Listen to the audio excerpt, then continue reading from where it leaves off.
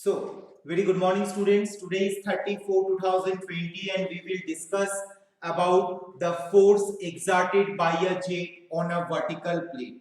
Right? In my previous lecture, we have already started the introduction to the impact of jet, how the impact of jet is organized, how the impact of jet is defined, and how the force of the jet is exerted into the various type of plate, like a vertical plate, like an inclined plate, like a curved plate, like a fixed plate, and like a moving plate, right? And also we can already discuss, we have already described the Newton's second law of motion, that is F is equal to d of m by dt, मतलब rate of change of momentum. We have created the from Newton's second law of motion कहां से हम लोग को मिला था, that is F equals to, previous lecture में ये बोल दिया था कि Newton second law of motion से हम लोग को जेट के अंदर कितना मेरा फोर्स एक्चुअल में है, या फोर्स कितना जेट का, जो जेट जब कोई प्लेट के साथ धक्का लगता है जेट का, तब कितना फोर्स उस प्लेट के ऊपर एक्सर्टेड होता है, वो हम लोग कौन सा इक्वेशन से देखेंगे, Newton second law of motion से हम लोग डिफाइन किए थे. कैसे डिफाइन किए, that is m equals to m into dv by dt. So we can write f into dt is equal to m into dv. अब मैं जानता हूं कि मोमेंटम मतलब क्या है, मास into the velocity, that is equals to the momentum. That's why we can write that this is m into dv equals to, मैं लिख सकता हूं d of capital M, इसका मतलब है momentum. So we can write f equals to d of capital M by dt, मतलब rate of change of momentum with respect to time. ये मैं प्रीवियस लेक्चर में ऑलरेडी डिस्क्राइब कर दिया गया था, बट अभी हम लोग देखेंगे the first point, when force exerted by the jet on a stationary plate. और स्टेशनरी प्लेट क्या है, यहाँ पे स्टेशनरी प्लेट है वर्टिकल प्लेट. तो मैं यहाँ पे लिख रहा हूँ, मेरा फर्स्ट पॉइंट है, बोला था मैं 6 टाइप का डेरिवेशन करूंगा, स्टेशनरी वर्टिकल प्लेट करूंगा, स्टेशनरी इंक्लाइन प्लेट करूंगा, स्टेशनरी कर्व प्लेट करूंगा. उसके बाद हम लोग मूविंग वर्टिकल प्लेट करेंगे, मूविंग इंक्लाइन प्लेट करेंगे एंड मूविंग कर्व प्लेट करेंगे. उसमें 2 टाइप का डेरिवेशन रहेगा, सिमेट्रिकल रहेगा, अनसिमेट्रिकल रहेगा. तो अभी मैं फर्स्ट मेरा डेरिवेशन में स्टार्ट कर रहा हूँ, how what is the value of the force exerted by a jet on a stationary vertical plate. Here now you can see the diagram. Here in the diagram, this is my pipe. From here, यहाँ पे भी dotted है, pipe लंबा है, यहाँ पे ये dotted section जो है वो मेरा पाइप है, राइट. इस पाइप के अंदर से फ्लूइड मेरा फ्लो कर रहा है. ओके, यहाँ पे एक नोजल ऐड किया गया है, दिस इज माय नोजल. इसका मतलब है जो नोजल का जो डायमीटर है, according to the diagram, nozzle का जो डायमीटर है वो पाइप का डायमीटर से छोटा हो गया. एक क्रॉस सेक्शनल एरिया अगर कम हो जाएगा तो मुझे पता है कि वेलोसिटी मेरा ज्यादा हो जाएगा फ्लूइड का.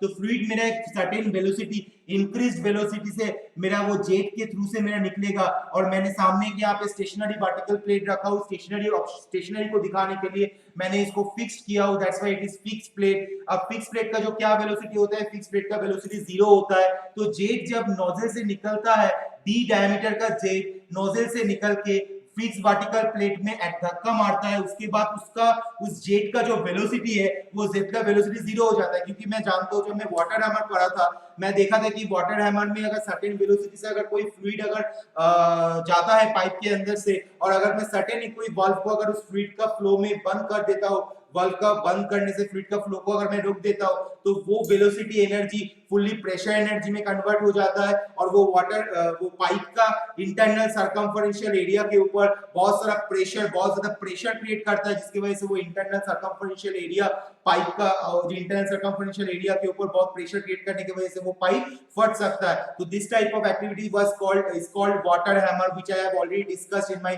previous chapter.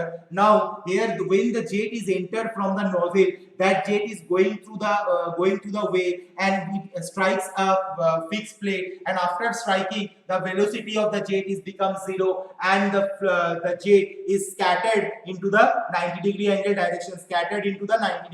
direction. देखो दोनों साइड से वो scattered हो जा रहा है. अब मैं कैसे डेरिवेशन करूंगा वो मैं देखूंगा. At first let us consider a jet of water coming out from the nozzle. Let us consider a jet of water coming out from the nozzle and normal to the vertical plate and normal to the vertical plate. देखो jet का motion ऐसा है और vertical plate ऐसा है, तो इसके बीच का जो एंगल कितना बन रहा है 90 डिग्री. That's why it is called the jet is normal to the vertical plate. Okay, so no क्या क्या टर्म्स मुझे यूज करना पड़ रहा है. What is v is equal to velocity of jet, v is equal to velocity of jet, right. Second मुझे क्या use करना पड़ रहा है, d small d is equal to diameter of jet, velocity of jet. Second, d is equal to diameter of jet. Third one is m, small m is equal to mass of water, small m is equal to mass of water, right. And next, mass of water striking per second in kg, mass of water striking per second in kg, मतलब एक second में कितना kg of water मेरा plate में strike कर रहा है. That is defined by small m, right. And now that is defined by sorry not small m, that is defined by capital M. हुआ. और मैं क्या देखूंगा, that is my small w. Small w equals to what, small w equals to rho into g. Rho is equal to density of the water, g is equal to gravitational acceleration force, small w is equal to specific weight. Small w is equal to specific weight, specific weight. Okay, तो ये सारा terms मुझे use करना पड़ेगा. अब मैं देखूंगा, अब मैं इसमें यहाँ पे यूज करूंगा कंटिन्यूटी इक्वेशन. कंटिन्यूटी इक्वेशन इसलिए यूज करूंगा क्योंकि नोजल से जितना अमाउंट वॉल्यूम ऑफ फ्लूइड निकलेगा उतना ही वॉल्यूम ऑफ फ्लूइड प्लेट में स्ट्राइक करने के बाद स्कैटर्ड वे में डिस्चार्ज होगा. क्योंकि जब भी वो वॉल्यूम ऑफ फ्लूइड इस प्लेट में हिट कर रहा है तब वो स्कैटर्ड वे में डिस्चार्ज कर रहा है. तो इसीलिए मैं कंटिन्यूटी इक्वेशन लगाऊंगा. कंटिन्यूटी इक्वेशन में क्या बोला जाता है, law of conservation of energy. इसका मतलब mass neither be created nor be destroyed. तो मास को हम लोग कभी डिस्ट्रॉय नहीं कर सकते. जितना वॉल्यूम, जितना मास ऑफ फ्लूइड मेरा नोजल से निकलेगा उतना ही मास ऑफ फ्लूइड मेरा वर्टिकल प्लेट में स्ट्राइक करने के बाद स्कैटर्ड वे में डिस्चार्ज होगा. सो मैं यहाँ पे अगर कंटिन्यूटी इक्वेशन लगाता हूँ, कंटिन्यूटी इक्वेशन का फार्मूला है Q equals to area into velocity. ये मेरा कंटिन्यूटी इक्वेशन का फार्मूला है. Now what is the meaning of Q? The meaning of Q is discharge. But for the incompressible fluid, incompressible fluid के लिए मेरा क्या होता है, ये डिस्चार्ज को हम लोग किस में डिफाइन करते हैं, इनकम्प्रेसिबल फ्लूइड के लिए हम लोग Q is terms as, Q is terms as V.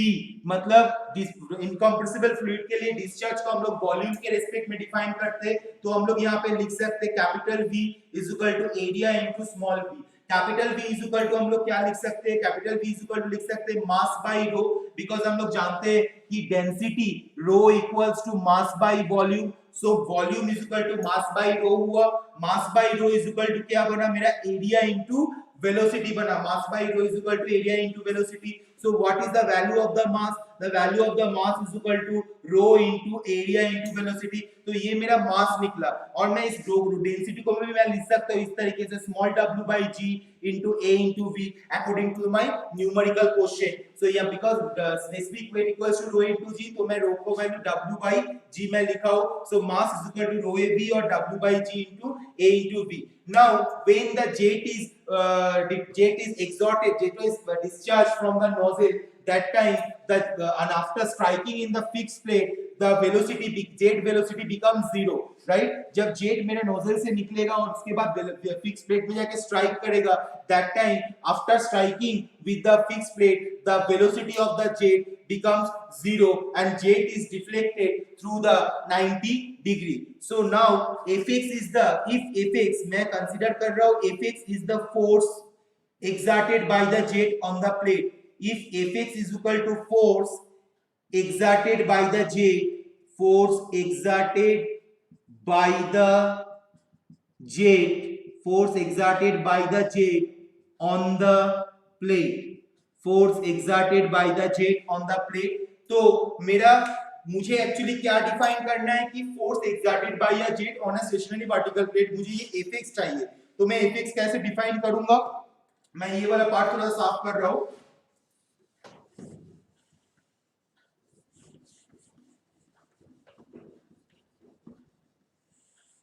मैं ये वाला पार्ट थोड़ा साफ कर रहा हूँ, थोड़ा सा देखो मेरा इक्वेशन क्या बन रहा है। मैं जानता हूँ from this equation we know F equals to d of m by dt। d of m by dt मतलब rate of change of momentum with respect to time. तो मैं क्या लिख सकता हूँ, f of x is equal to d of m by dt। ये मैं लिख सकता हूँ f(x) is equal to d of m by dt। d of m मतलब क्या है, d of m मतलब है rate of change of momentum, rate of change of momentum, rate of change of momentum divided by rate of time with respect to rate of time. ये मेरा है actual. अब rate of change of momentum मतलब एक initial momentum रहेगा और एक final momentum रहेगा। तो मैं यहाँ पे क्या लिख रहा हूँ, rate of change of momentum को मैं लिख रहा हूँ initial momentum, initial momentum minus final momentum, initial momentum minus final momentum divided by rate of time, divided by rate of time, rate of time। okay, so initial momentum minus final momentum divided by rate of time। अब momentum का मतलब क्या है, momentum is equal to mass, momentum is equal to mass into velocity, small m into velocity। तो मैं यहाँ पे क्या लिख सकता हूँ, एक सेकेंड,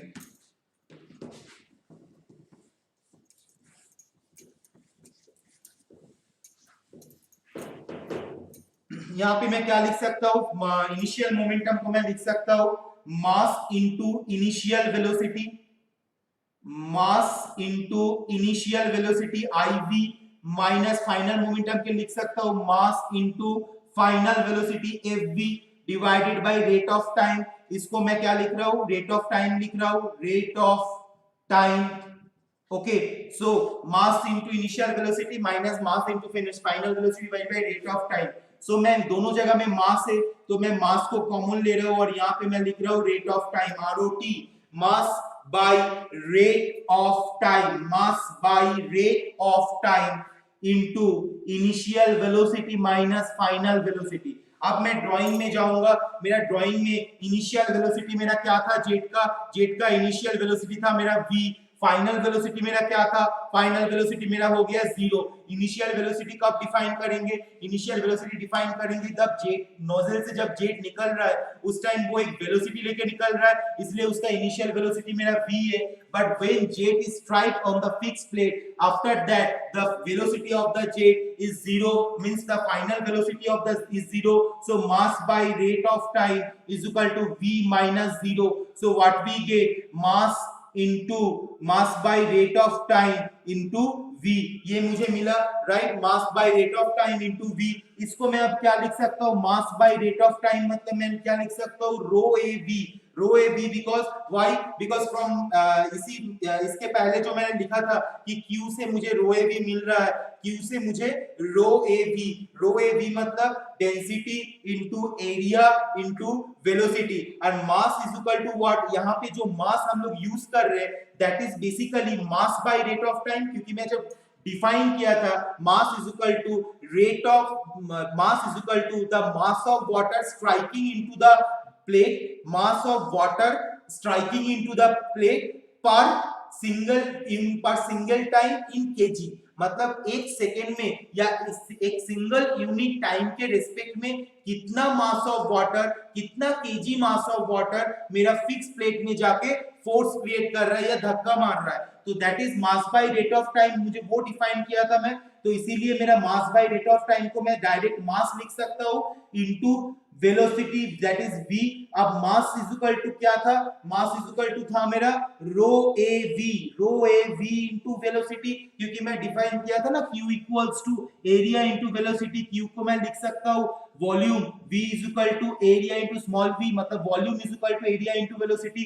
तो वॉल्यूम को मैं क्या लिख सकता हूं, rho m is equal to d is equal to m by v, so v is equal to मैं लिख सकता हूँ mass by rho is equal to area into velocity, so मैं mass equals to लिख सकता हूँ rho into a into v, ये मैं लिख सकता हूँ। तो वहां से ये mass को मैं क्या लिखा, rho a v into v, तो मुझे क्या मिल रहा है, rho a v square, rho a v square Newton. So how much amount of force is exerted by the jet when it strikes on a stationary vertical plate? We can calculate in this way, and we get the value. The value is rho a v square Newton. Rho a v square Newton. So this is the value for when the jet is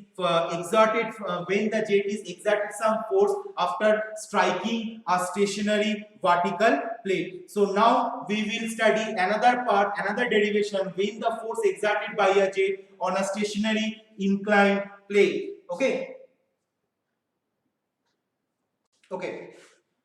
So now we will discuss force exerted by a jet on a stationary inclined plate.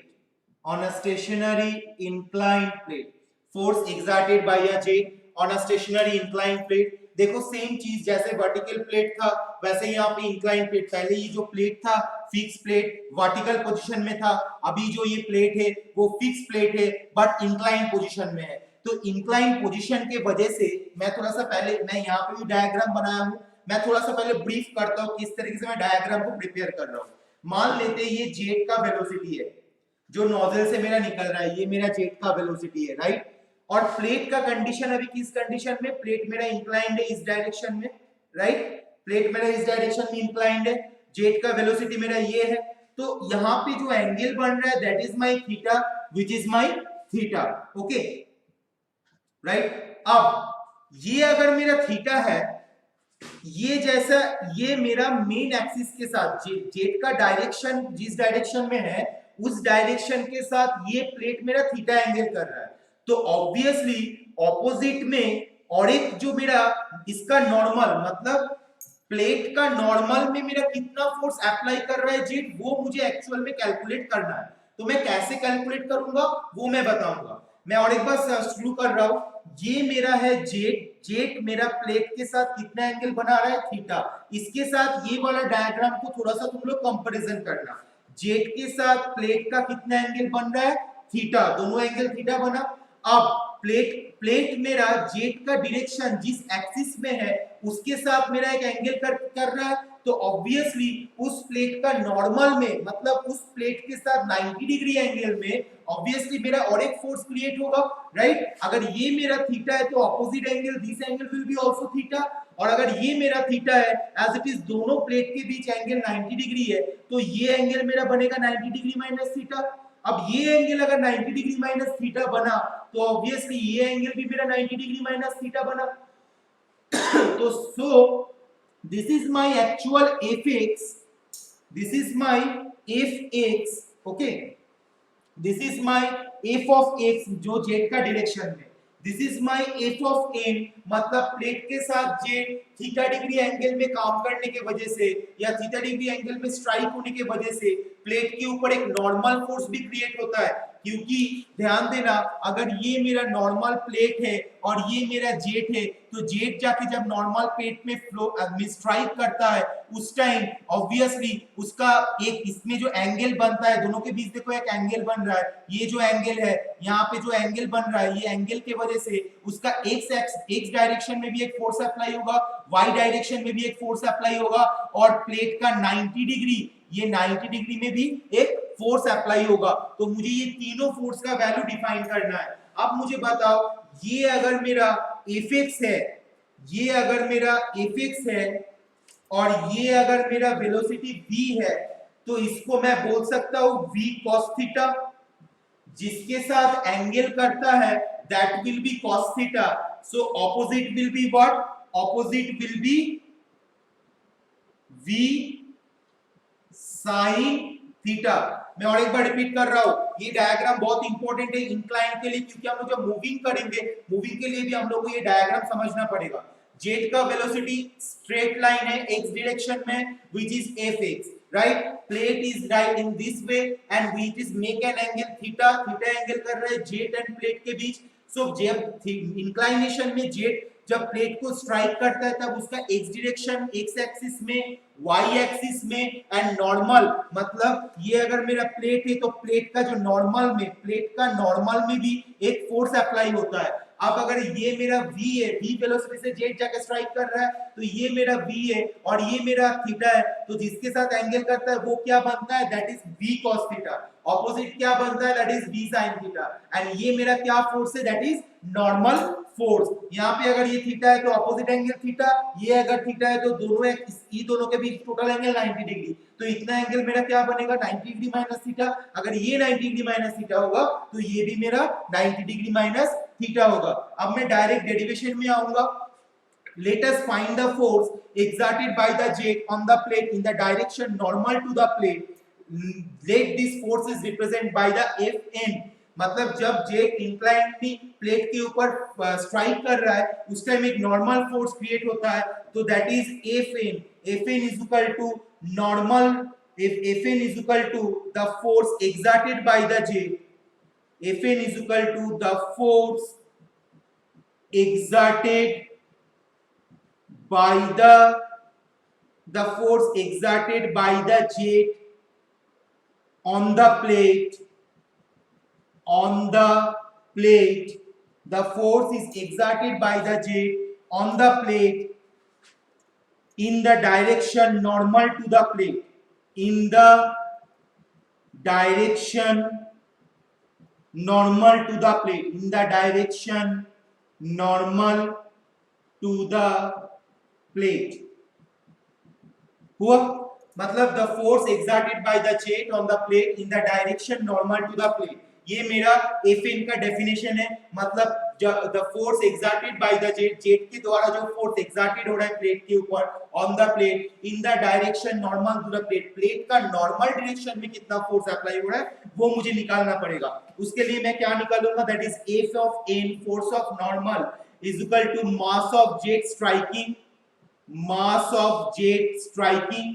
मैं direct formula लिख रहा हूं, okay, mass of jet striking per second, जो मैंने लिखा था mass by rate of time, mass by time into initial velocity minus final velocity. This is the rate of momentum, rate of change of momentum. This is the mass of jet, kg of mass of jet striking per second। इसको अगर मैं direct formula हिसाब से लिखता हूं तो मेरा क्या बनता है, that is small m by t of initial velocity minus final velocity। small m by t मतलब कैपिटल M।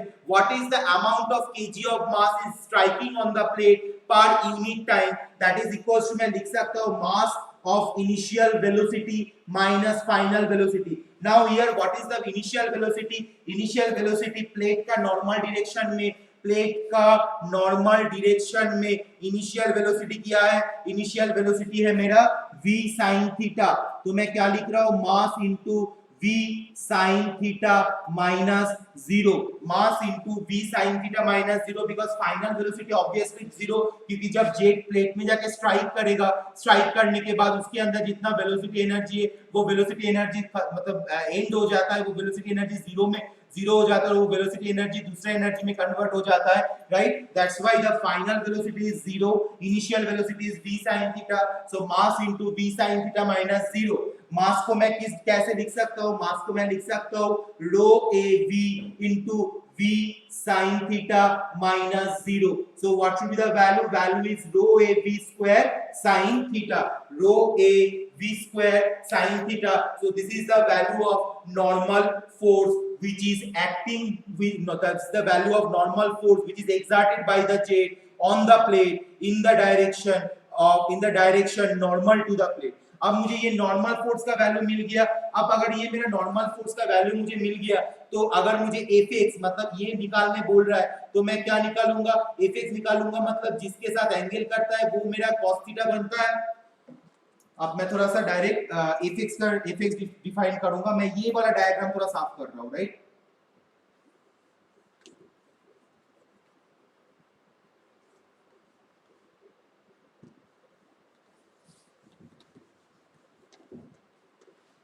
तो मुझे नॉर्मल वेलोसिटी मुझे मिल गया, आई मीन सॉरी नॉर्मल मुझे फोर्स मिल गया, प्लेट के ऊपर जो नॉर्मल फोर्स जेट के द्वारा एक्टिंग हो रहा है वो उसका वैल्यू मुझे मिल गया।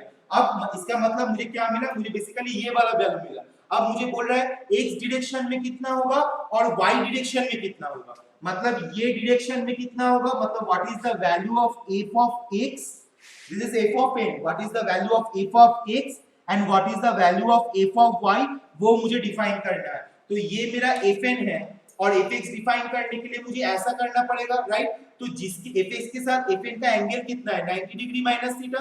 तो मैं क्या पढ़ा था इंजीनियरिंग मैकेनिक्स के क्लास में कि जिस फोर्स जिसके साथ एंगल करता है that value will be cos theta and opposite value will be sin theta. तो fx इक्वल्स टू मैं लिख सकता हूं fn cos theta, fx equals to fn cos theta and fy is equal to fn sin theta, right? But here what is the value of angle? The value of angle is 90 degree minus theta, so we can write cos of 90 degree minus theta, we can write sin of 90 degree minus theta। जिसके साथ angle करता है that will be cos theta, जिसके साथ opposite angle will be sin theta। What is the value of theta? The value of theta is 90 degree minus theta। Here what is the value of theta? The value of theta is 90 degree minus theta। So now we will calculate the value। fn का वैल्यू मेरा क्या आया है?